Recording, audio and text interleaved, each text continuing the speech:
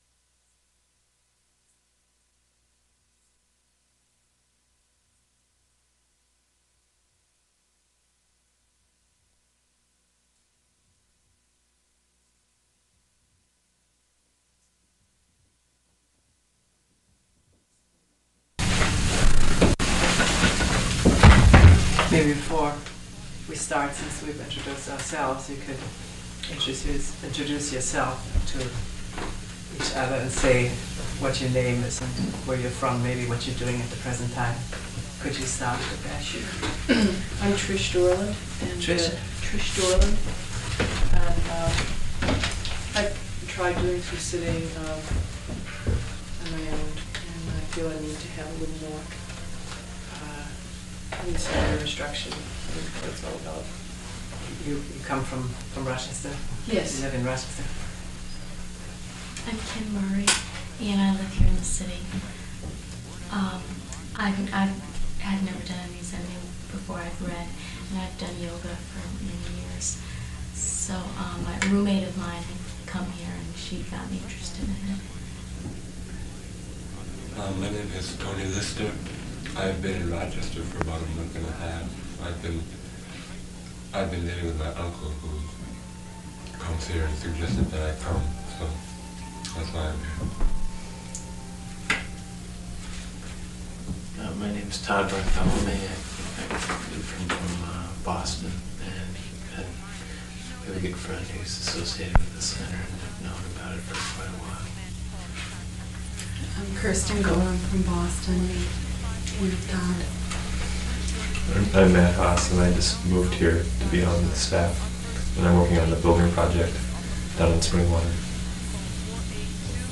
My name is John Skelton. I'm from Rochester here.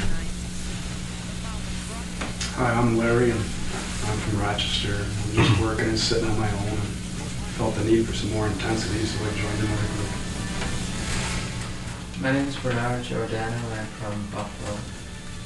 And I don't remember exactly how I found out about the center. It was quite some time ago, but I've been living in California and I just moved back, so I thought it would be the time to start coming. My name's Andy, and I'm visiting some friends around the country, and right now we're in Rochester. Right here. And I'm Kathy. I'm Kathy Miller, and I'm visiting with Andy around the country.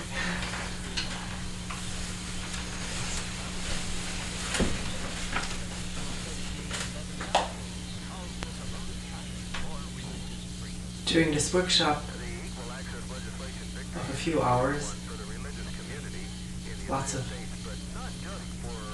words are going to be said.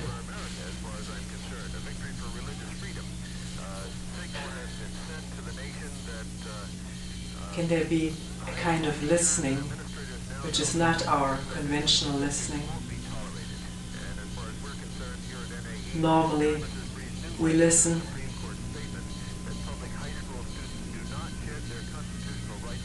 with so many ideas in our head. Coming here, you may have all kinds of ideas. You may have heard about it, as you've said, from friends or relatives. You may have read about it. One person told me reading a newspaper article that was published several years ago about this place. You may have vague or rather definite images of this person, either of what you know personally about her or what you know about teachers, or specifically a Zen teacher, whatever that may be, but one may have very definite ideas about it. All of these ideas forming a screen to open listening to what is actually being said beyond the personality, personal history of the person who's talking or the place in which she happens to be talking. So is it possible for moments at a time maybe to listen openly, putting aside all the ideas and images one has of oneself and the person that's talking? Because the words are not said to impress or convince or establish any kind of authority, but to invite to look for oneself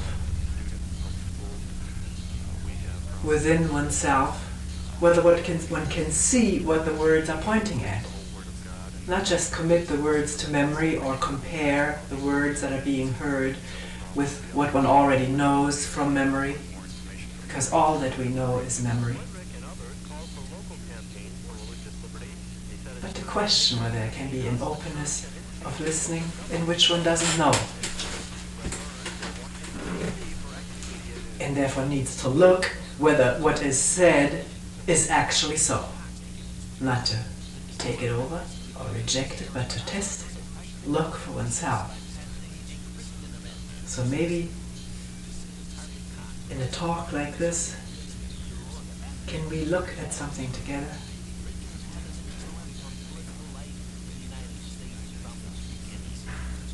Not opinion meeting opinion, and either it's the same opinion and one feels gratified of being confirmed in one's opinion, or something that one rejects, and so one doesn't even listen. That's what we do. Something painful or opposing to our ideas is being said, we either battle it or don't listen. We can't listen. It's impossible to listen openly.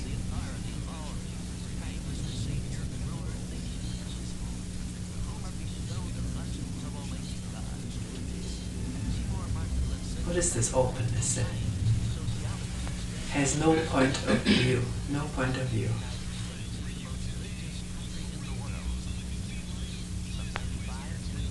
It's a very essential part of this work that we're doing here. Zen occurs in a name that we had to take when we incorporated as some kind of an institution. We had to incorporate, this was a legal matter, we had to have a name. Since some of the forms, cushions and mats and some of the forms of holding a retreat, even though these are in constant change, we're changing them all the time, but since we originally took them over from the Zen tradition, this word Zen appears in our name descriptively, not as any link to any religious tradition, which it normally has, namely the religious tradition of Buddhism. We're not linked to any religious tradition. There's in this work that we're doing no implementation by ceremonies, rituals, vows, or any dogma or belief. It is a very simple work of looking into oneself, finding out how this human mind works, wondering whether there can be clarity, depth of understanding, intelligence, love and compassion in human relationship, which comes through understanding and being free of the distorting processes of the human mind.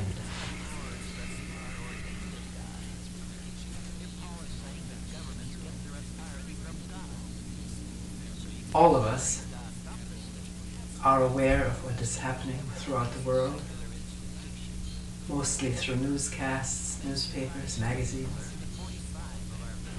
One may have been in closer touch by maybe having served in the Peace Corps, having traveled in countries in which wars are taking place, have taken place.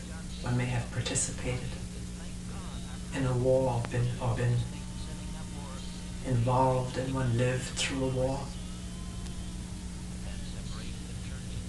Or all the problems of one's personal life. Is there an awareness of what is really going on in the world? Human being turned against human being.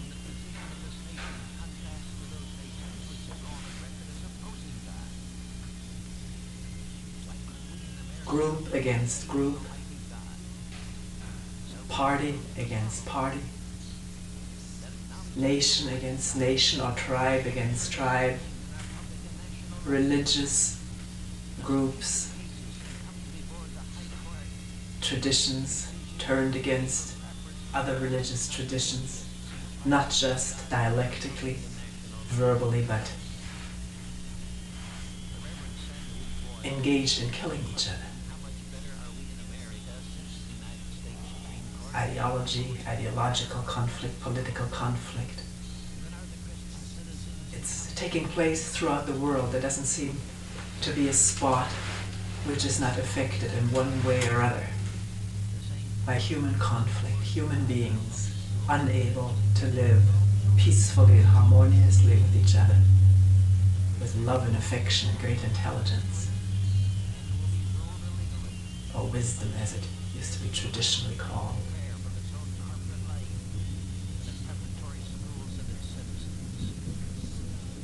There's this phenomenon of terrorism throughout the world, and there seems to be no country that is immune from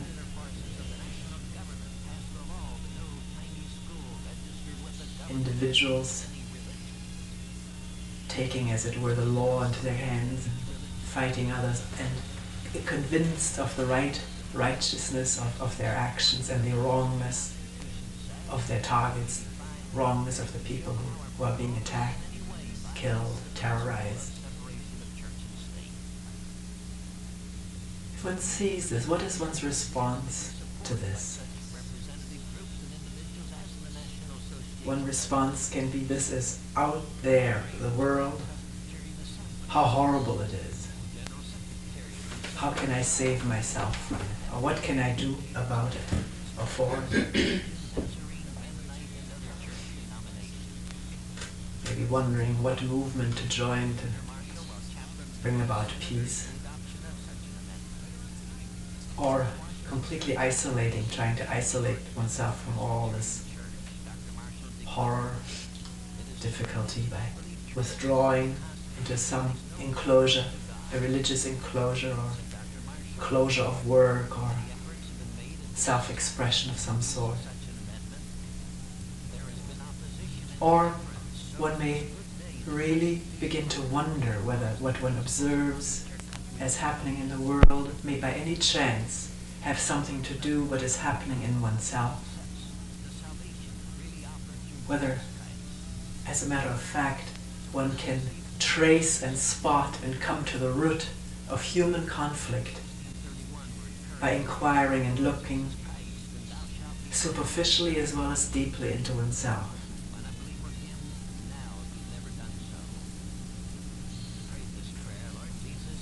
Questioning in all innocence whether human suffering, pain, conflict can come to an end in oneself. Not any magical idea of growing immunity to pain, some mystical or magical process, but to understand it at its very root. What is the creator of pain, of suffering? I don't mean physical pain. Mental anguish. What creates it in myself, in my relationship with the people close to me, closest to me, and more distant, people I work with, people I live with, people I come in contact with? What creates conflict and tension, anger?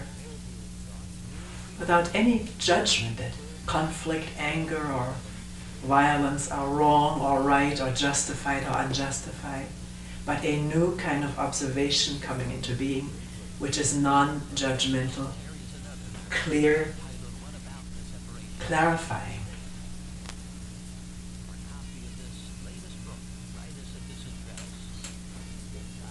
Shedding light on what goes on in one human being.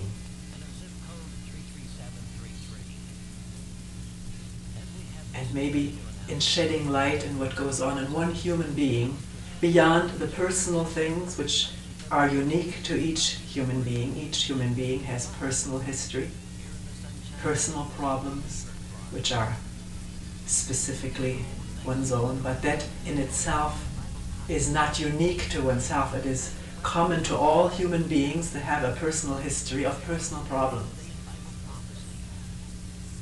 I remember once talking to a young black woman in college. We were quite close friends, shared past experiences, having lived in Germany, being half Jewish and having quite a taste of the persecution there of Jews, and talking to her, so weighted and oppressed by the situation of the black people.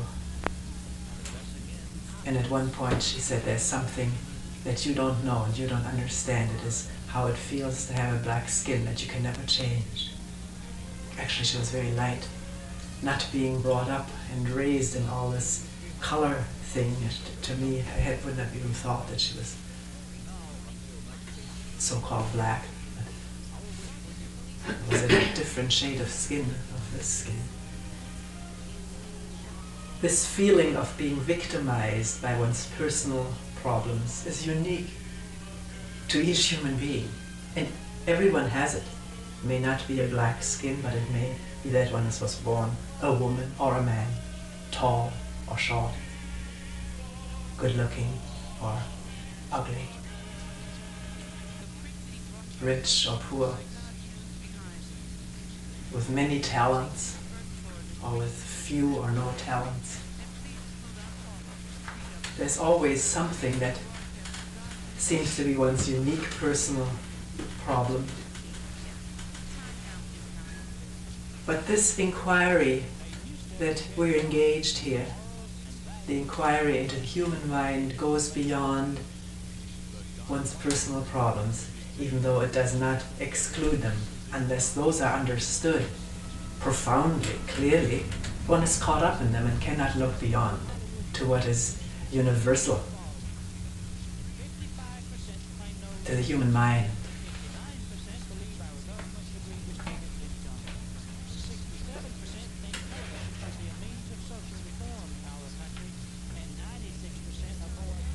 We said at one point, we questioned what is the creator of conflict in the individual, in individual relations on the smallest scale and on the largest scale. Which means we're no longer thinking in terms of the world out there as being something separate from oneself, which is conceptually so. Theoretically one can say that. But the world, if one drops the word, which is so powerful in our mind, words have tremendous power to stay on a very superficial verbal level in one's thinking. If one goes deeper, what is the world? The world are human beings, everywhere, in relationship. In relationship that lacks something, or isn't there at all. It lacks immediacy, love, and compassion. Why? What is the creator of separation in relationship? What creates the feeling of being isolated, divided inside and from one another? On the smallest level and on the largest level. This human problem of separation and division.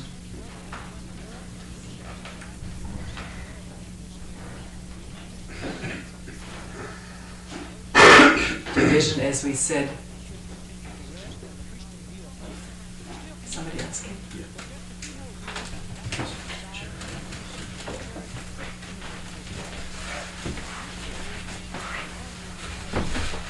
It's all right. Sorry, we started.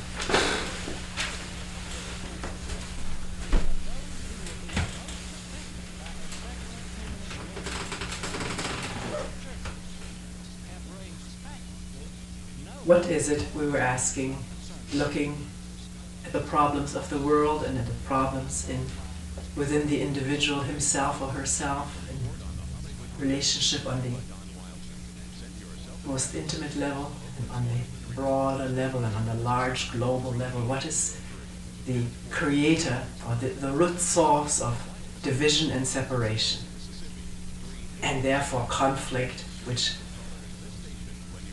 from its relatively harmless or seemingly harmless level of argument usually ends up in physical violence, mental violence, killing each other,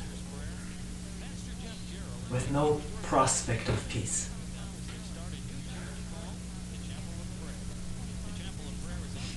So, does one get a feeling for the possibility that oneself may be the laboratory in which one can investigate all of this?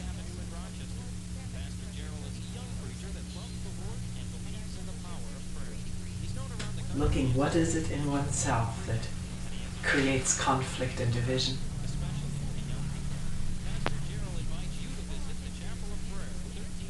As long as we are engaged in blaming others for it, which is a human trait, to project what one doesn't want or cannot see within, to project it onto other people, that they have done this to us. As long as this process is going on, one cannot look, one will not look, because one is engaged in blaming others. But it doesn't resolve anything. It doesn't lead to understanding and a sense of wholeness and harmony within.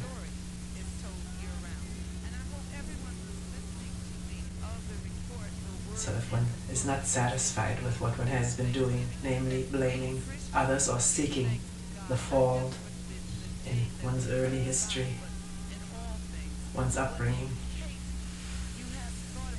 one's early experiences, which all have an impact, there's no question about it. But what is happening right now, all the past is contained in what is happening right now from moment to moment. If one watches, either sitting quietly or in one's daily relationship, carefully watches attentively, there may emerge quite clearly this sense of being a separate self, a separate entity, which is so solid, feels so real, and yet in not being satisfied with any explanation or any feeling about it, but looking for what this really is, the sense of self, sense of I, me, mine, I will, I must, I want, I'm afraid, I suffer. What is that I that suffers?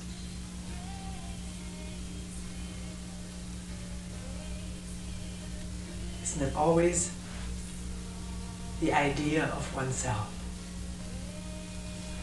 that suffers?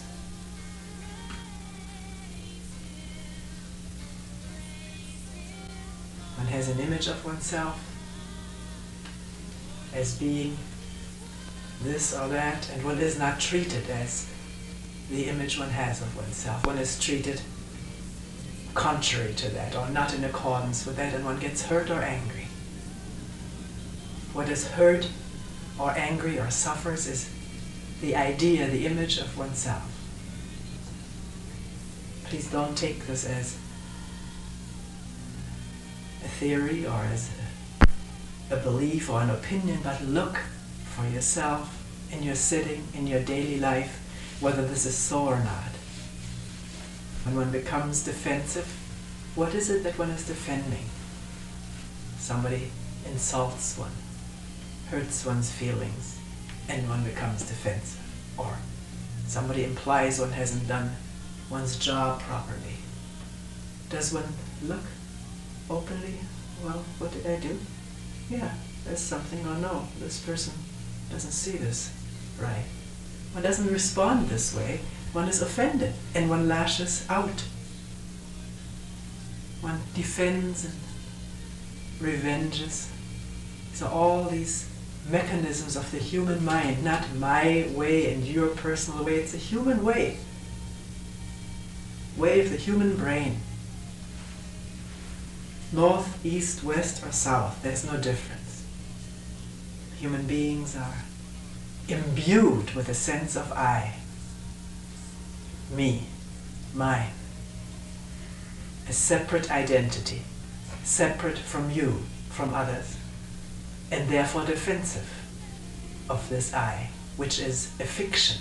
It is an idea, a thought, an image, with no basis in reality, and therefore forever insecure and afraid, very fragile, and therefore forever seeking security.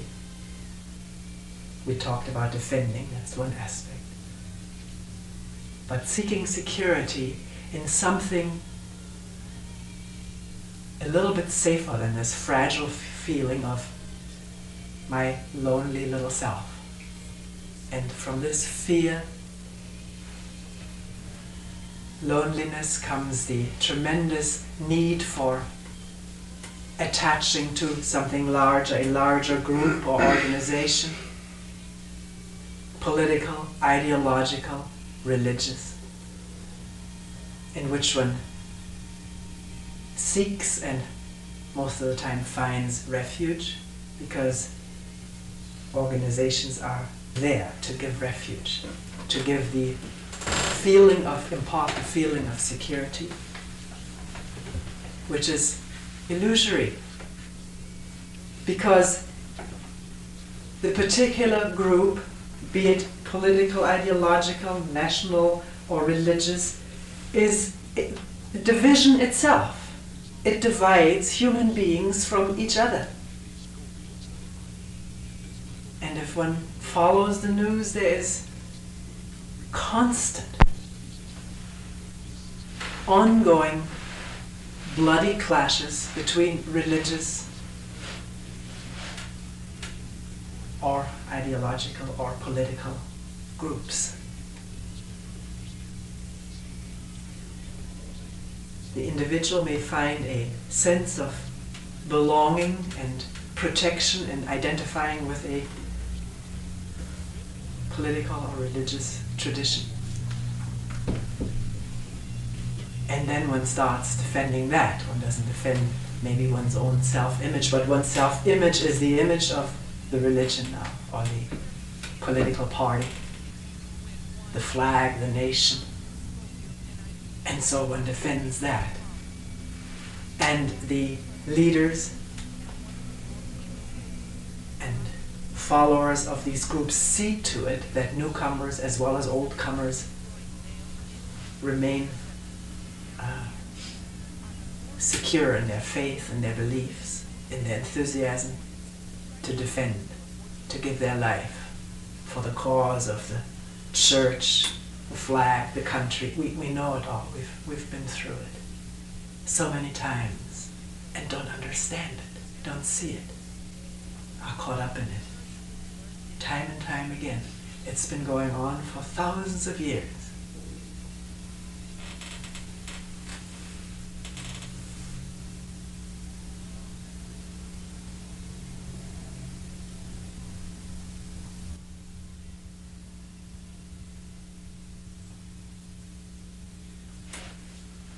Human beings torturing each other in the name of their God,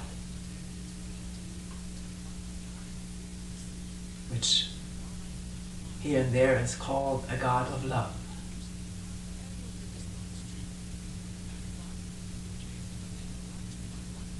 Gods are different for different people, north, east, south, and west, but the attachment to it is the same.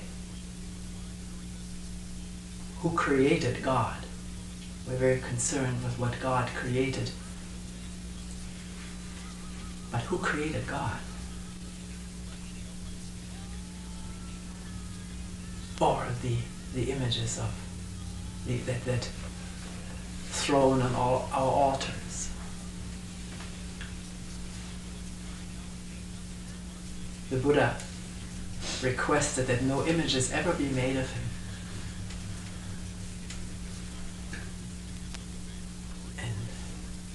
Buddhist iconography flourishes throughout the world, and the worship of it, prostrations to it,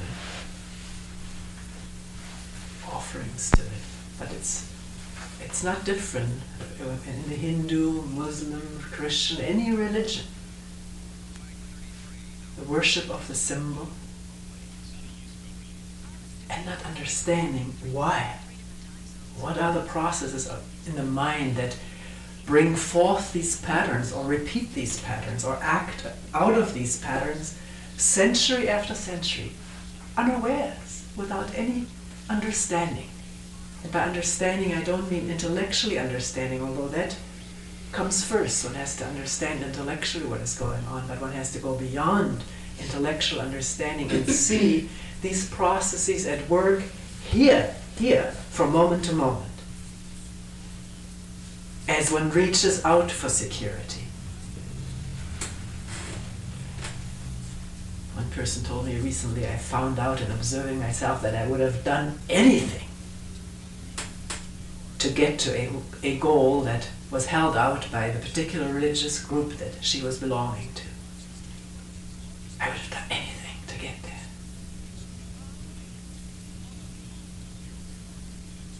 So coming back to the sense of self, me, either feeling very good, one has been praised, one has had success, then the image is pleased and there's no problem. One doesn't go and see a counselor or doesn't join a religious group when one is very successful most of the time. These things sort of occupy the mind and body, the good pleasurable feeling.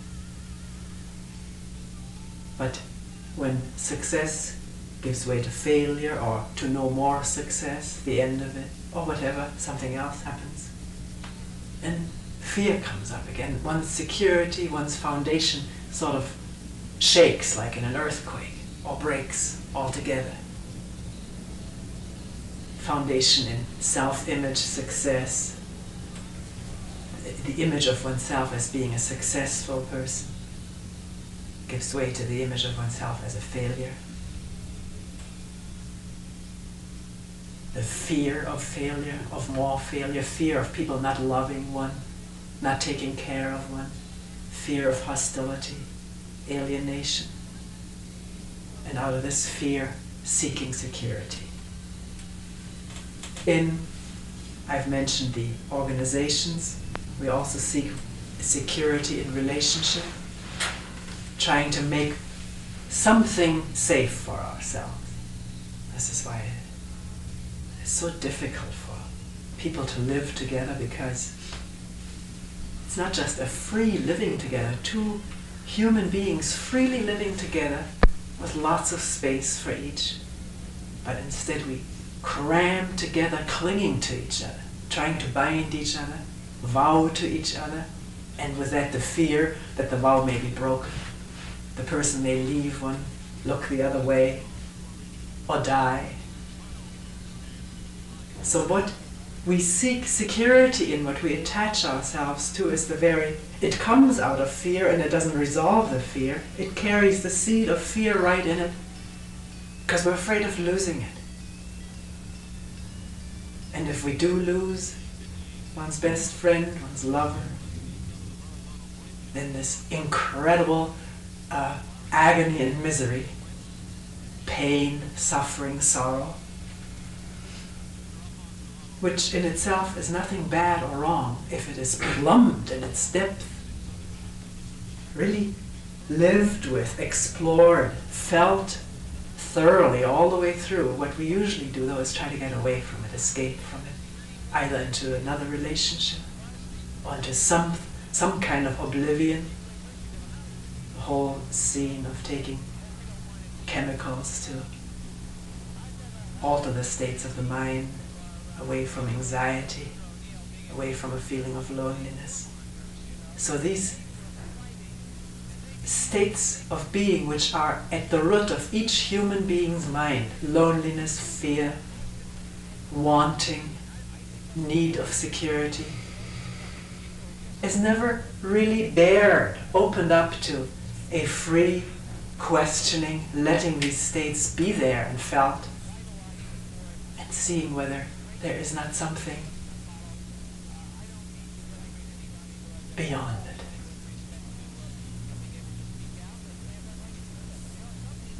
Gotta be very careful with what I said right now, because this can give a new security, the idea that there's something beyond it. Liberation, enlightenment, emancipation, whatever, salvation, whatever terms different religious traditions use to point to something that is beyond the drudgery and suffering of the daily human life,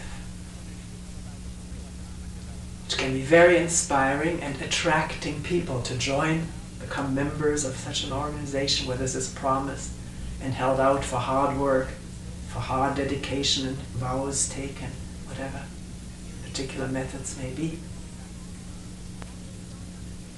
This, again, working toward that, is away from facing what it is that compels one. Who is the wanter? Who is the driver, the sufferer?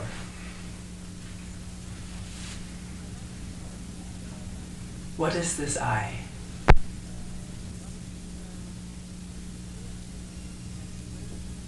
Sense of I, me, mine.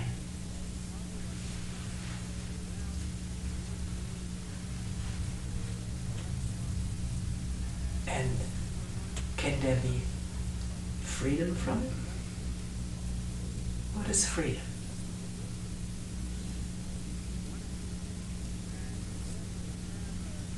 Politically, when we speak about freedom, we always contrast East and West. On the East, they're not free. In the West, we're free.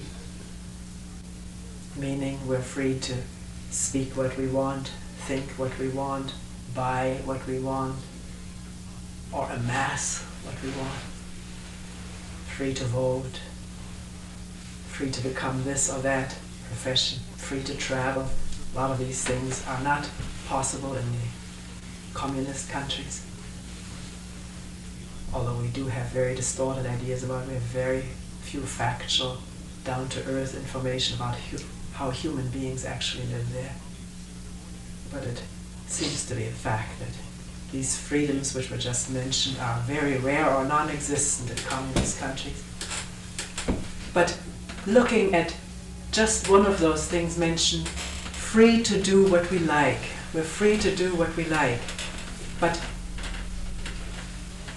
what we like is that a spontaneous, doing what one likes, is that a spontaneous activity, or is that heavily conditioned by our past, by how we've been brought up, by our parents, and either we like what has been instilled into us as desirable, or we react and rebel against it and choose the opposite, which is still the other coin of the same conditioning. All of our tastes, our beliefs, our notions, and it's all conditioned, it's all taken over or rearranged in the mind into some new form, but nothing fundamentally new. So what is freedom? Really freedom, not the freedoms we just mentioned. Freedom to buy something can become a tremendous bind, as we know, bind to debts, or to constantly wanting more, which is a sense of imprisonment in wanting more. And then facing the consequences of maintaining all the things one has, finding place for them, dusting them,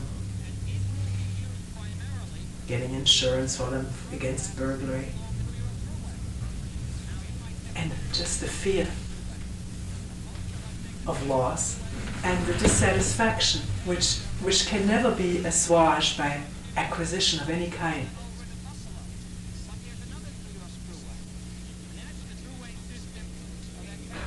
What is freedom? What is true freedom?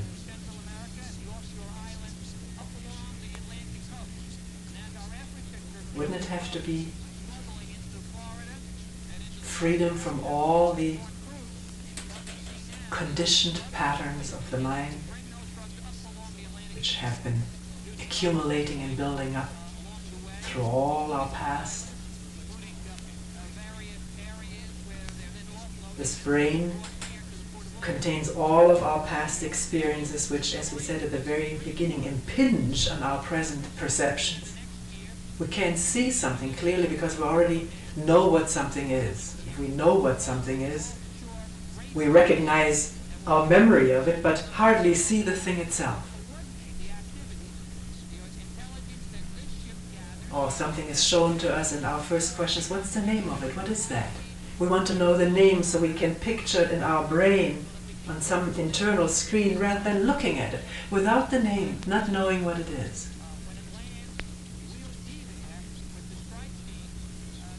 And in meeting people, don't we immediately remember all that they've done to us, how they've been to us, how we've related in the past? Is there really freedom to meet each other freshly without any pattern impinging, coming in between?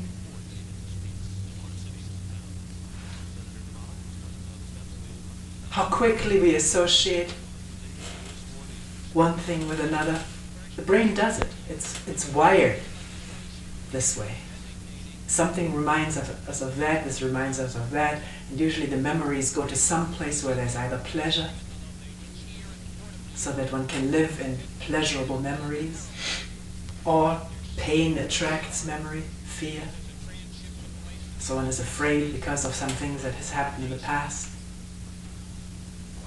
and the fear that this may happen in the future. Look at that in your daily life from moment to moment or while you're sitting. What fear is. Whether it isn't every time connected with a thought about what happened in the past and what may happen in the future. There was no thought about what happened in the past and what may happen in the future. To me, specifically. It's usually connected with oneself. All one's associated close group, the family or the people I'm identified with, what will happen to them, I'm not so much concerned to what happens to people a little bit farther away. That's their problem. But isn't all pleasure and all fear connected with thought, which has built up over past experiences and is laid down in programs and patterns in the brain?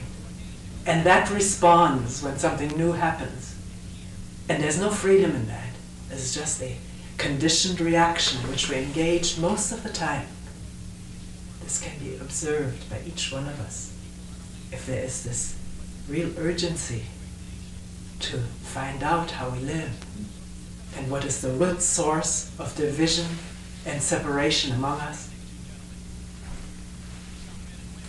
And then this inevitable question, can there be freedom from all the memory patterns and accumulated experiences of the past? I'm talking here psychologically. Of course, if you build a house, as we're doing right now in Springwater, there has to be experience. Even there, many times, since most of the people are volunteers and lay people, there's no previous experience. So one tries out and makes mistakes and learns from those.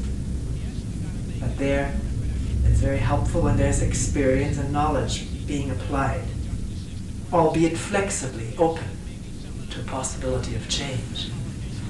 But in our psychological relations, our past memories of what somebody did to us, how mean they were, or how they hurt us, what wonderful things they have said to us and how well they have made us feel, all of this comes as a screen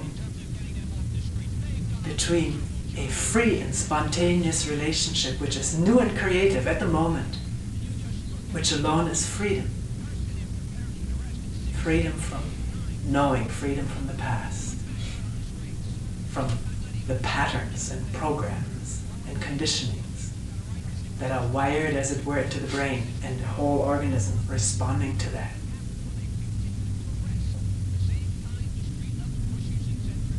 And how does this freedom come about? Maybe with the next question.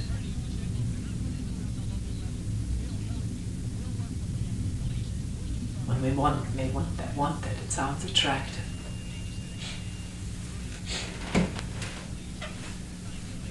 And when we immediately ask for a method, because we're conditioned to look for methods, techniques, to train ourselves into practice so that we can get to a goal, which is again a pattern of the brain, of wanting to use a technique to get from where I am today to some place projected into the future, which is thought.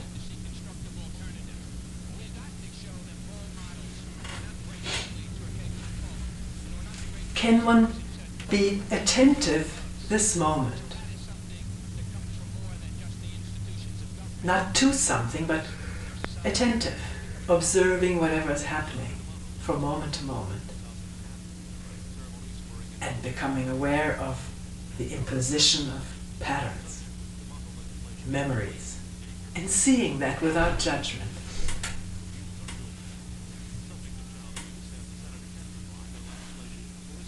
You may say that's impossible, I can't do it. The eye can't do it, but can one see that the eye is in process? I can't do it, I can do it. That these are thoughts.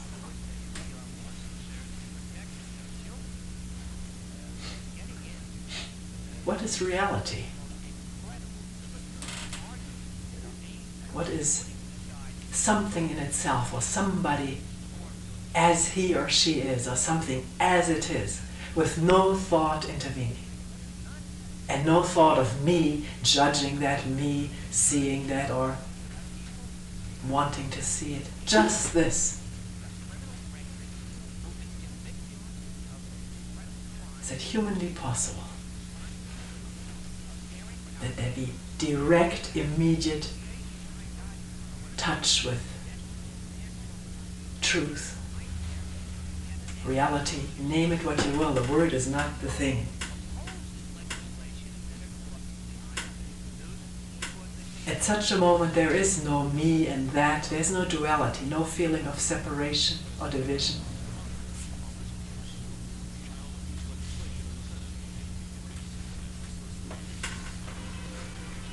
therefore,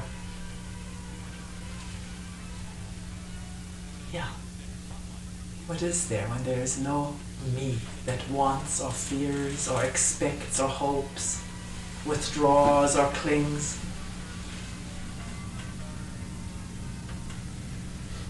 And maybe something coming into being that is completely new, unexpected and unknown,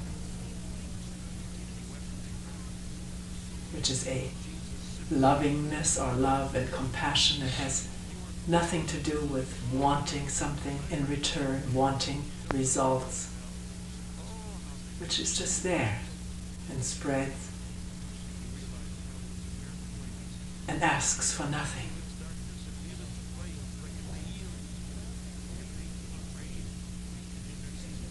And knows no division.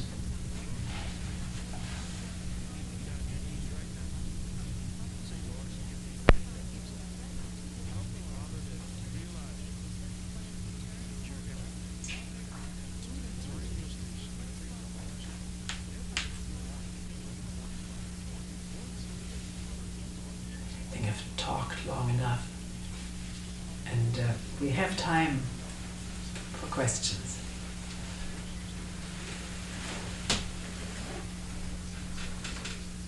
You may have brought questions here, or some questions may have arisen in the course of the talk. Please ask them. Don't worry about how you put them, how you formulate them. Doesn't matter. Just ask, and you don't have to raise your hands. If you feel the answer isn't sort of like something you don't understand, then just keep asking. Brought one question with me. Yes. If one does freely look into oneself and into the rest of reality, what happens to the symbols and the philosophic and the religious symbols one has? Do they lose validity? Or what happens to them? Are you worried? Yes. And that worry may or may not keep you from entering into this inquiry. It may not. It may. If it keeps you from it, you will never understand what a symbol is, and the need for symbols, and what freedom from symbols is.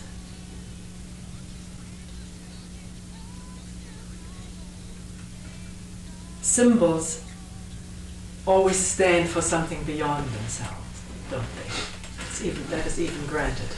Although we forget this at times, we worship the symbol. And we are educated to worship the symbol, have certain attitudes toward it, as though this is already the real thing. This gets lost, that the symbol is not the real thing. We hold our hand here in this country, I guess, for the flag, and of course all the reverence is paid to religious symbols.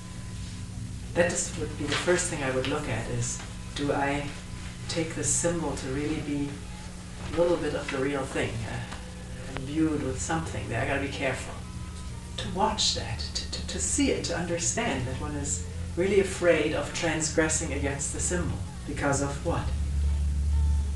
What has been taught one? That if one transgresses against the symbol, there may be punishment, wrath, hell, condemnation. What is another? All of these things. I just, during the vacation recently, pulled out a book at the place where we were that was about the Spanish Inquisition. I read one chapter and I had to put the book back. It was impossible to continue to read it. It was too much. But what I did read was that in this dark room in which the person was first questioned, there was a cross on the table. And all the atrocities that one you and I may not be able to dream up that we're committed. We're committed in the name of the symbol of this cross and Jesus on the cross. So your question is, what happens if this free inquiry takes place and if one is in touch with reality? What happens to the symbols? You don't need symbols when you're in touch with reality. Because symbols supposedly stand for it. But if you just say, all right, so I'll throw out all my symbols, and you're not in touch with reality, with the real thing, you don't understand, then this is just a gesture, maybe a symbolic gesture.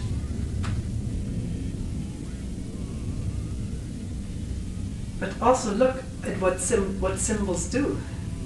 How people fight each other, kill each other in the name of their symbols. And look at, if you get a refuge or a feeling of security out of that, how illusory that is. It may be personally so for the time being. The Irish get, the Protestants get some feeling of inspiration from their Protestant symbols, and the Catholics from their Catholic symbols, although there are political and economical symbols involved too. It's not purely religious. But what security is this if the next day you may be blown up? And beyond one's personal security, what havoc has been brought into this world by identification with symbols, and about which there is no agreement, no unanimity among human people. It's a divisive force. As to the symbols of language, we couldn't be communicating right now without symbols. Language, words are symbols. That's why one must be so careful in communicating and listening and talking, that one understands that one is using words, the power of words, to emotionally incite, to be incited, emotions associated with the word, to understand all of that, and therefore be free of it, and yet use it freely, non-divisively.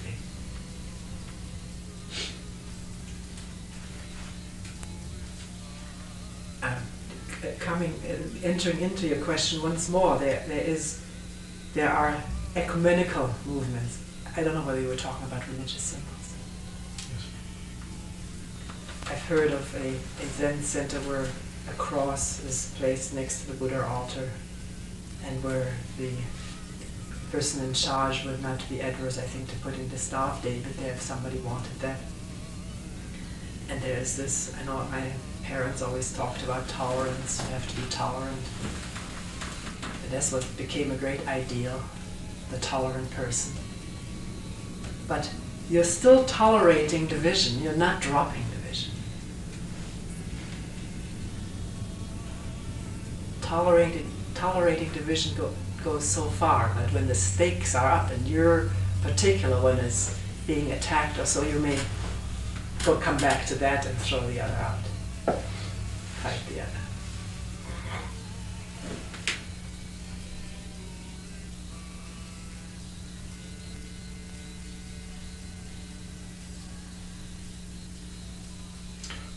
And can one speak of God if one understands God? Or one can see into what that word means? This you have to find out for yourself. Whether what is beyond all words and thoughts can ever be expressed in words. You can express it, but that is immediately a word with many connotations for many people, which are already laid down in the brain.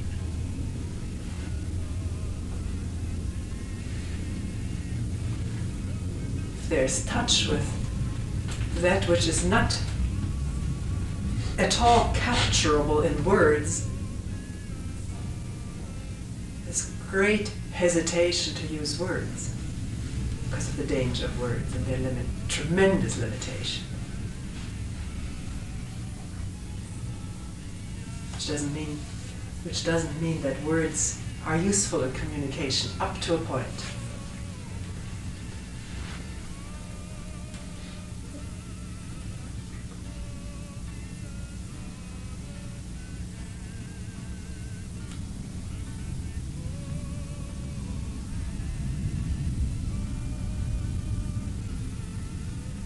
You speak of the need to have this great immediacy to see what is actually happening at the given moment, and I'm not sure what if any value you place on knowledge gained through past experience, and I'm wondering if you could clarify that.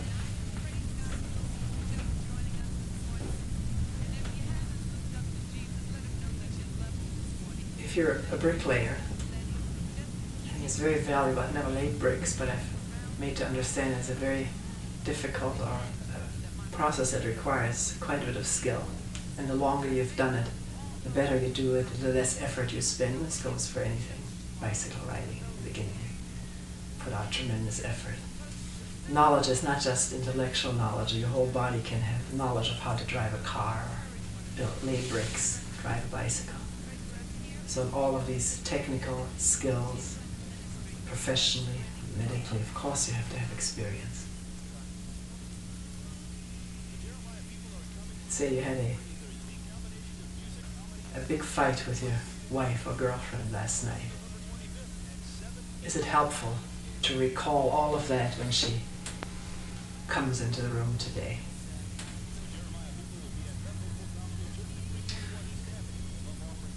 The only thing I think I understand what you're saying. I wonder though that because our minds seem to work in such ways that Yes. we draw on the past, even in those very practical ways, such as skills we learn.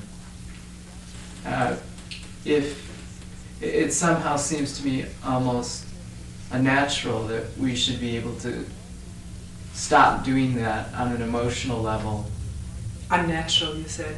It would be It just it just seems as if, since our mind is geared toward drawing on our past experiences in terms of skills that we may learn, that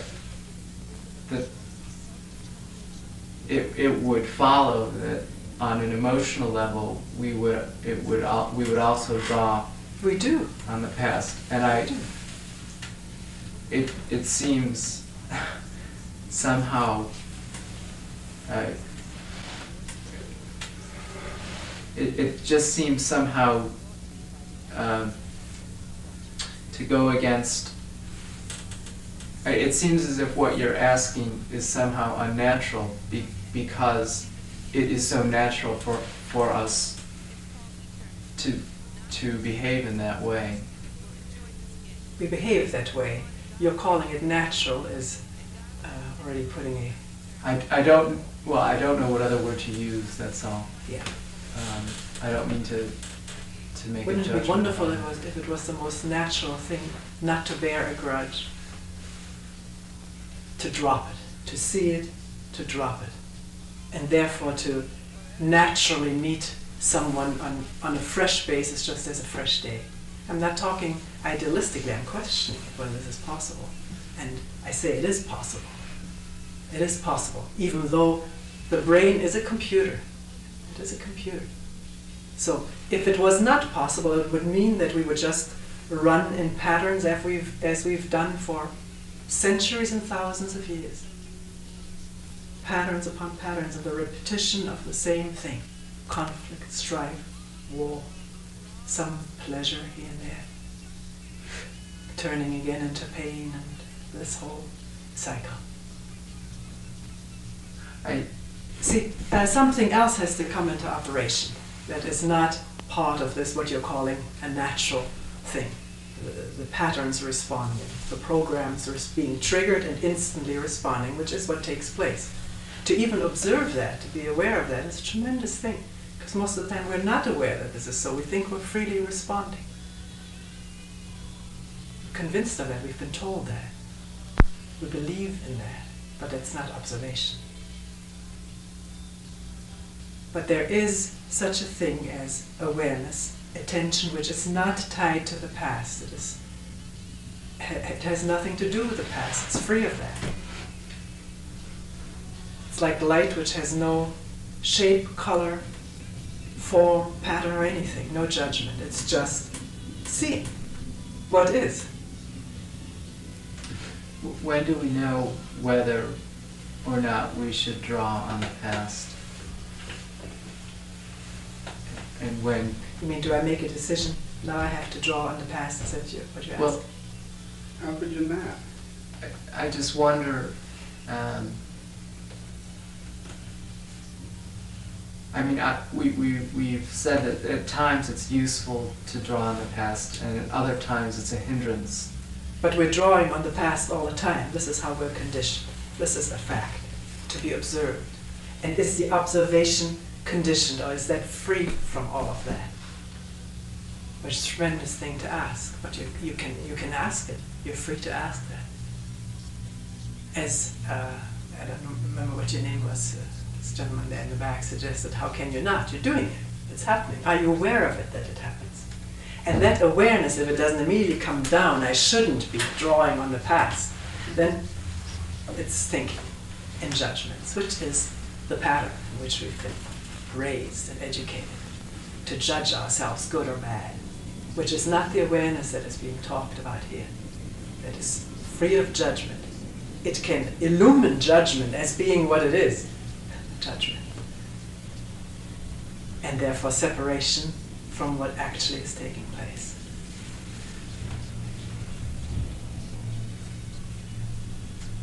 It's not a problem. What you're doing right now, you're raising an intellectual problem. But in looking, either you see something or you don't.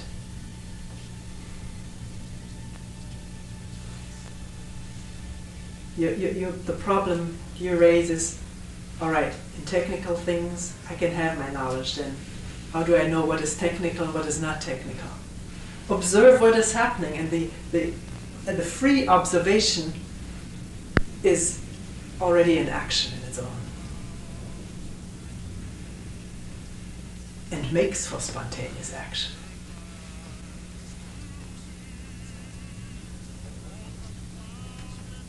Let's take, if you have a little child and you have all kind of ideas what this child should do or shouldn't do, you can never really freely observe what this child is into.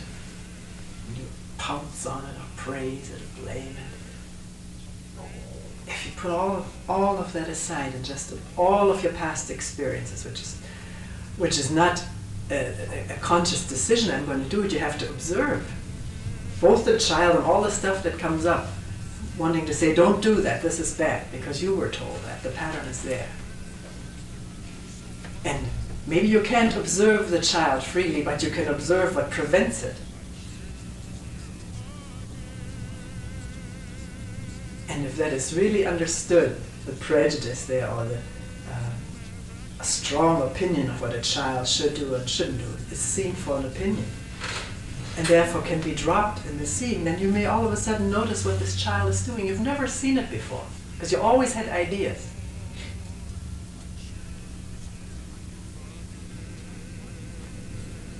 Just start doing it.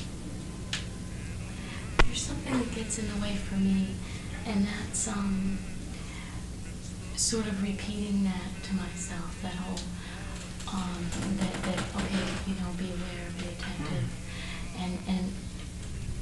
And just the process of repeating that, and the intellectual thing that comes into play there kind of gets in the way. Yeah, it's again telling you, be this, be that.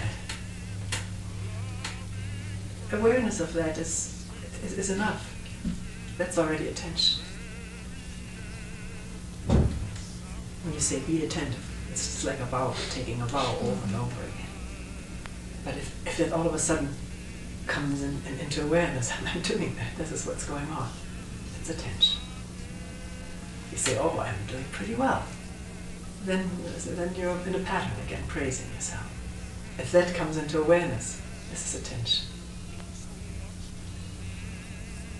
And you'll find it. We immediately want to get something out of it, which is a pattern.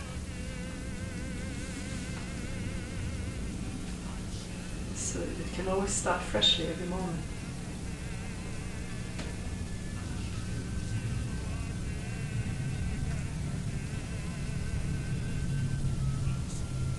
To even become aware of what a thought is and realize that that's a thought.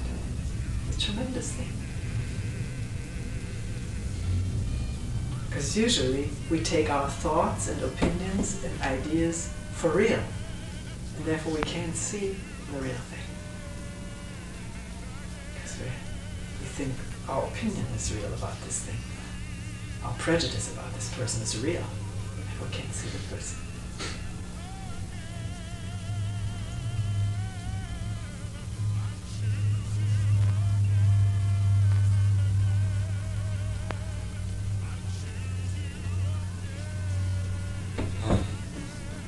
Is there, I've been reading about the people who are hungry in Ethiopia. Is there a social responsibility that one should attend to? I could sit on a mat. I could also donate my time and energy towards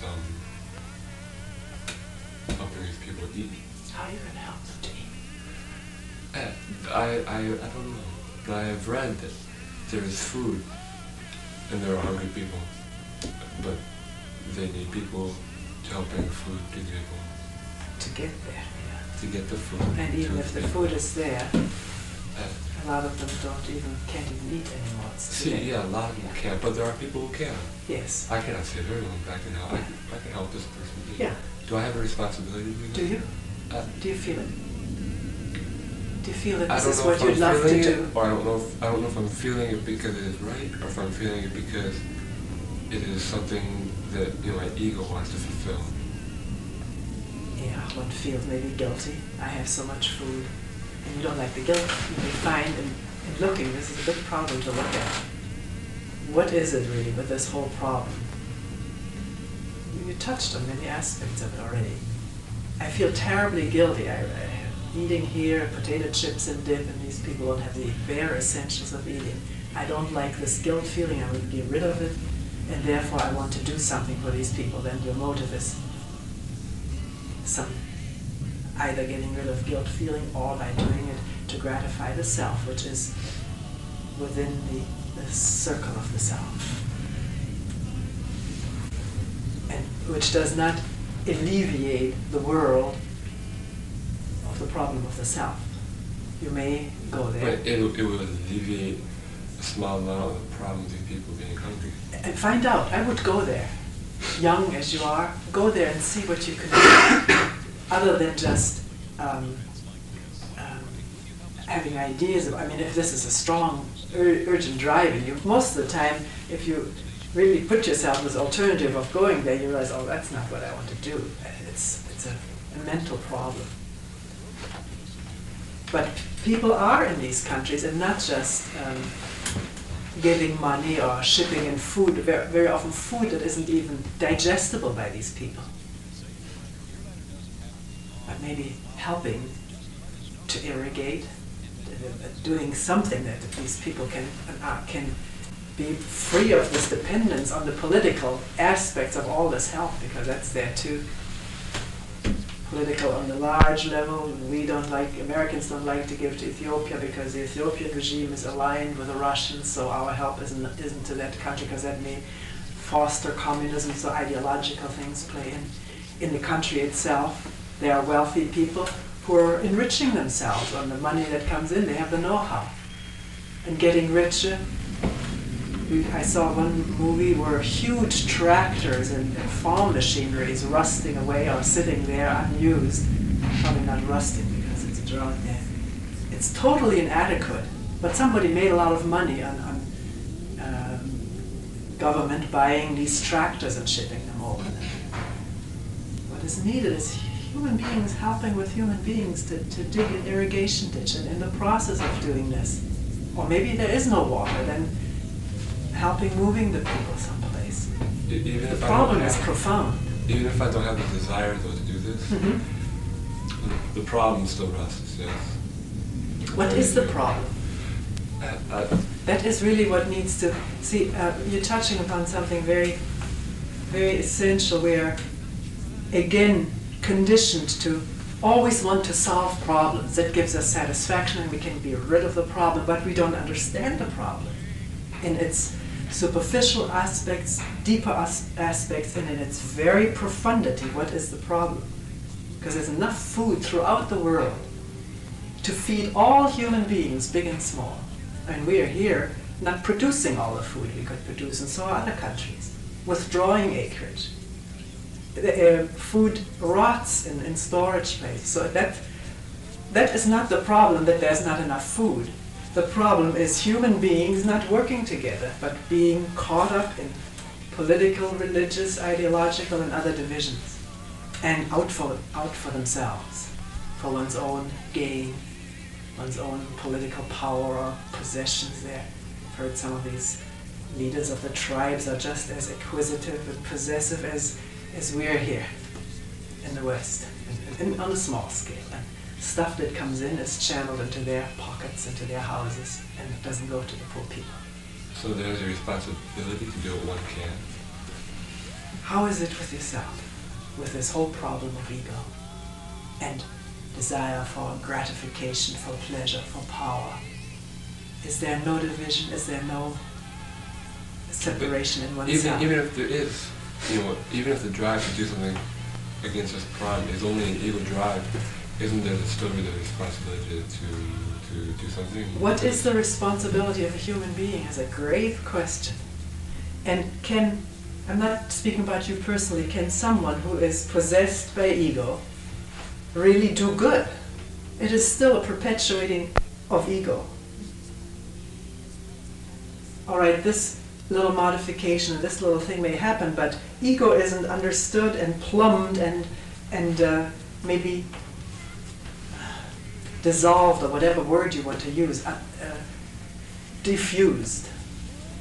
And if that doesn't happen in one individual, it doesn't happen anywhere. And so the same thing goes on, which brings on these conditions in which we live, in which we want forever to patch up.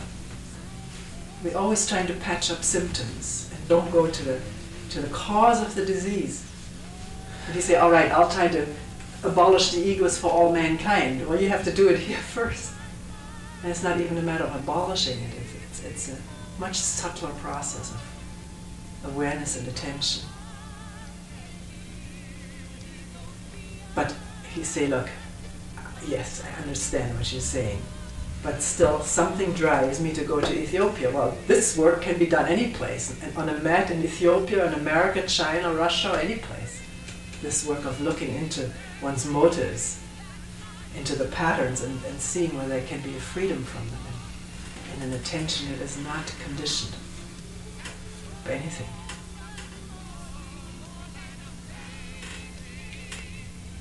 Something isn't to your satisfaction. Perhaps I will phrase it in the next question. Okay. Yes, we have time to sit on this.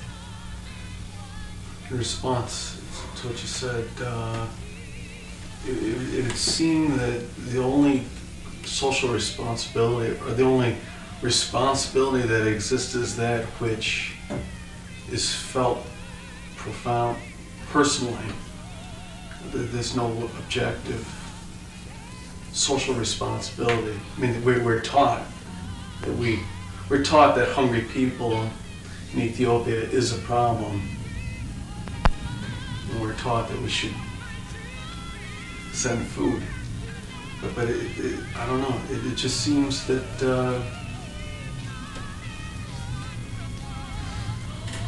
You mean even the feeling of social? It just seems that if there is any social responsibility, if there is any responsibility,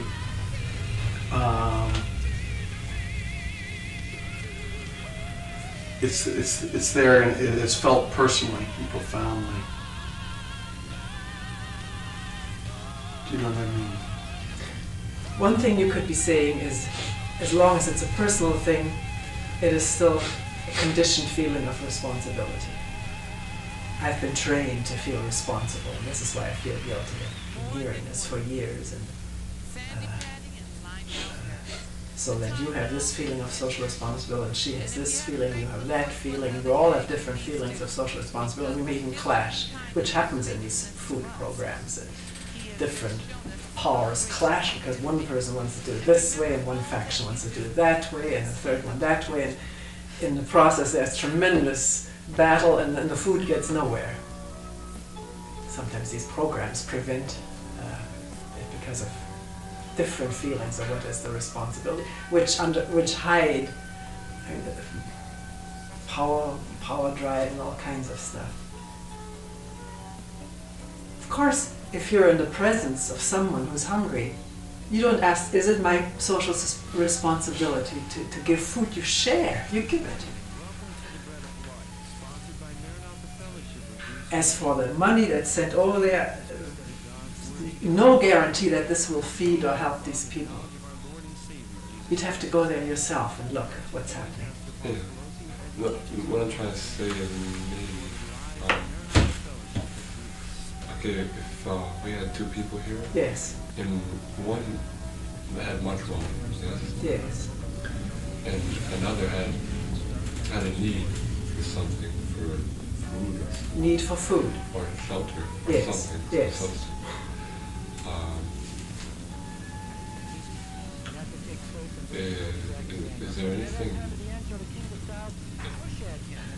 Is there any reason why the person who has this wealth should give to this other person, or is there not any reason why? Just the fact that there's a person next to me who's hungry and has no shelter, and I have wealth. I don't need any ideas for that. It's so plain. To help this person, I've got the means to help him. I don't need any ideas. I don't need any ethical systems for it. The facts are plain. Ethical systems sort of are established because we're out of touch with what really needs to be done. Because we're so imbued with our own stuff, our personal problems. I don't know whether that answered it. A person who's wealthy, a person who goes hungry and has no shelter. okay, now here's our country, here's Ethiopia, here are we, and there are people who are hungry. Is there a responsibility that is here with us because we do have the power to do something for these people? Is there a responsibility that rests with us? You mean with America? No, with anybody who has the ability to help those people. You may find that down the street from where you live, there are people who are hungry. Yeah. In this country, there are millions of people who have no shelter. Is there a responsibility to help those people? Is there in you a feeling that you need to help if you have something to share? Yes, but I don't know if it is a feeling because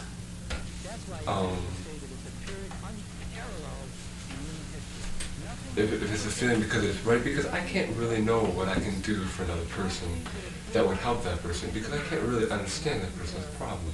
Can I? Why not? I'm not saying you should. I'm questioning with you. Why doesn't one understand? Does one understand one's own problems? No, perhaps not. Because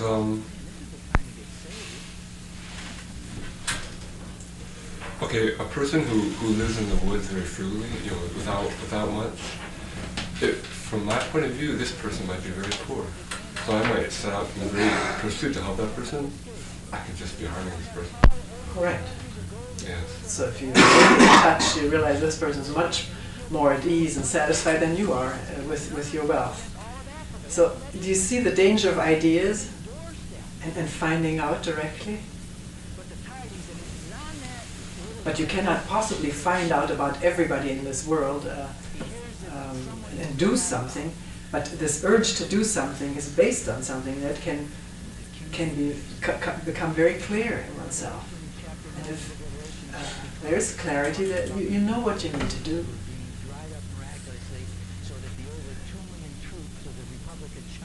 I must think about it. Yeah. Look. Okay.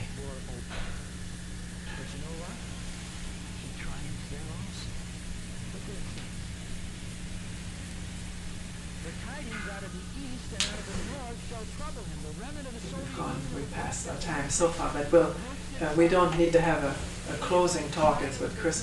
If you have lots of questions, we'll dispense with the talk and just whatever question come up, we'll talk about it. Or was there somebody who wanted to say something right now that before the sitting? All right.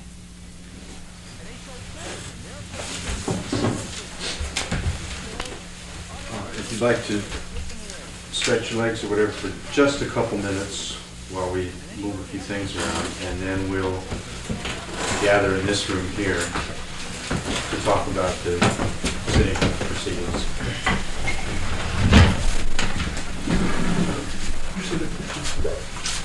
Right down the hall where you came in, there are two of them, the small one and the big one. And if those are full, you can go upstairs if you'd like.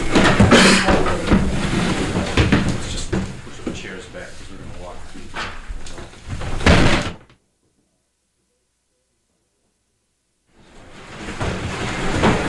All right, that's fine, thanks.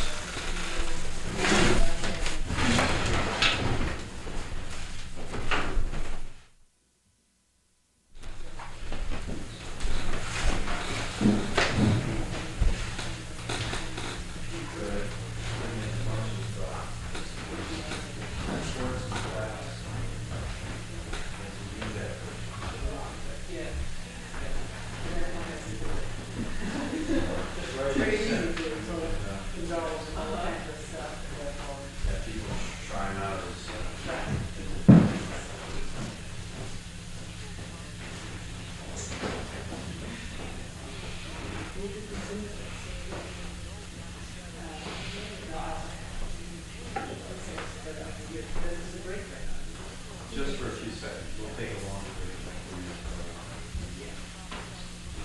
talk a little bit more.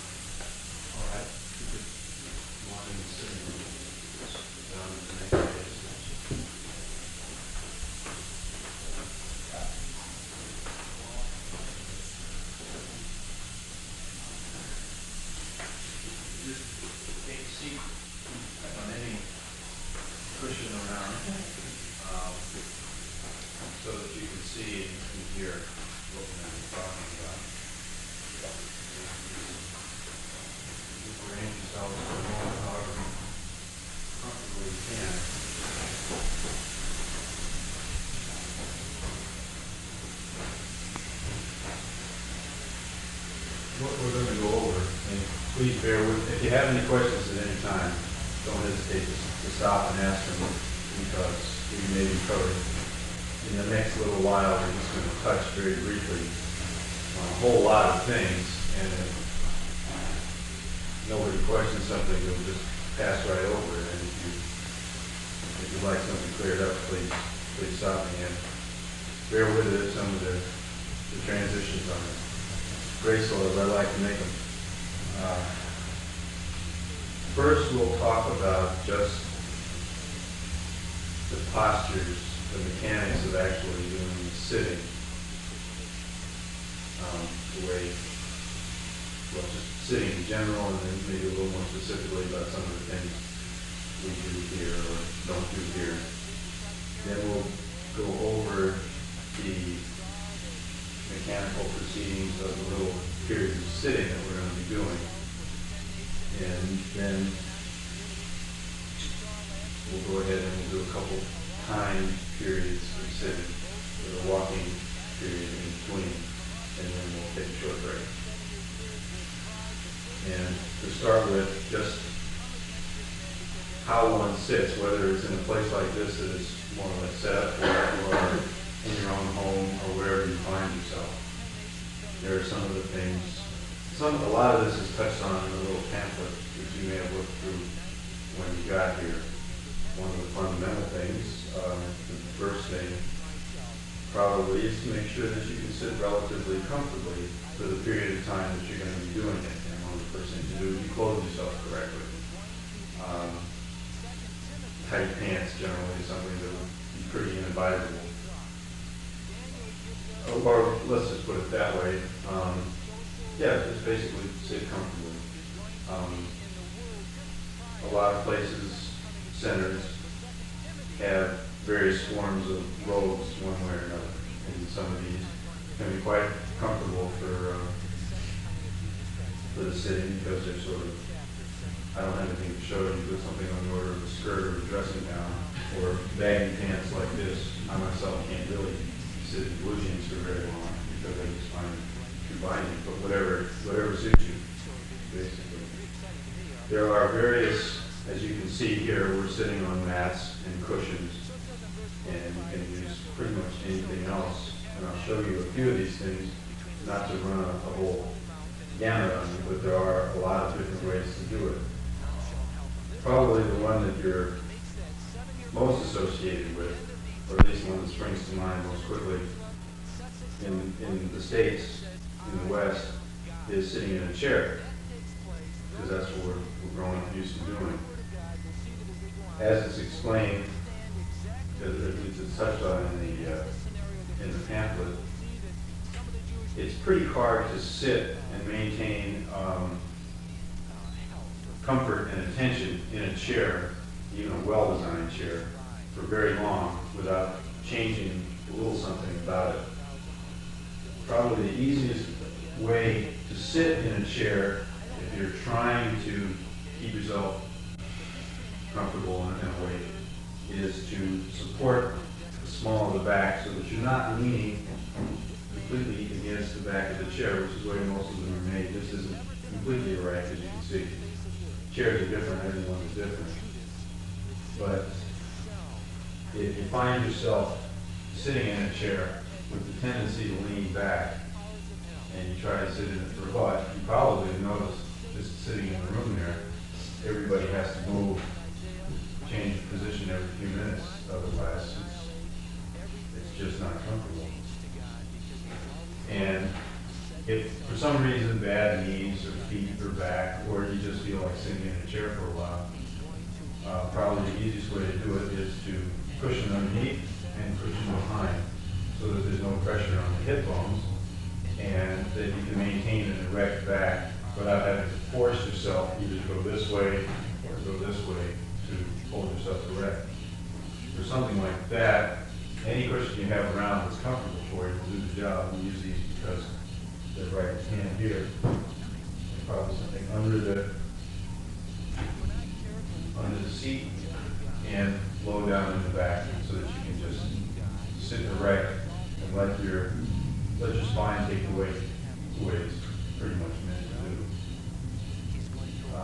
As far as the height of the chair, you may find, people have reported to me at least, some folks like to have their knees facing slightly down, and some people insist that you want to have your knees a little higher than your hips, and you just pretty much experiment with it and see what you come up with. People, at least one person who comes to the center occasionally, can't sit on the floor in any position the way you do, or the way you all are doing right now, and has devised a little stool. She's a woodworker, and it's just about the same size as a chair as far as height, but it's backward, so it's automatic. That part automatically takes care of itself. If anybody would like to, you're welcome to try sitting on this. The last time she came to retreat, I think she wasn't using this anymore, but she cut down a barrel to the size that she liked. So you see, there's all kinds of ways to do it.